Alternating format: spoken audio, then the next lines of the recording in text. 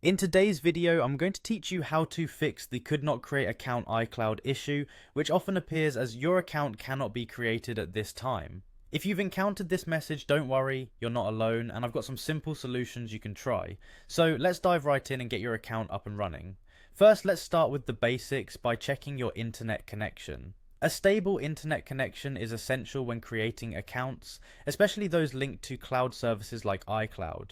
Make sure you're connected to a reliable Wi-Fi or cellular network.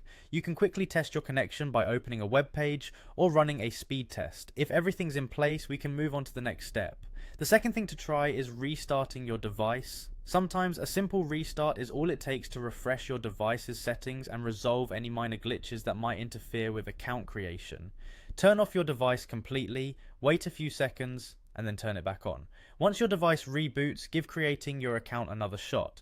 Next, it's crucial to check Apple's system status. This is a helpful tool to determine if there are any ongoing issues on Apple's end that might be preventing account creation. Visit the Apple System Status page through any web browser. This page provides real-time updates on the status of Apple services, including iCloud. If there's a green dot beside iCloud services, it means everything is operating smoothly. However, if you see a yellow or red indicator, it suggests there might be temporary issues, and waiting a little longer could be the solution. If you've confirmed that the iCloud services are not down, the next step is to ensure your device's iOS is up to date. Software updates often include fixes for known bugs and can improve overall system stability. To do this, open the Settings app on your device, then navigate to General and tap on Software Update. If there's an available update, go ahead and install it. Ensure your device is charged or connected to a power source during this process so the update runs smoothly.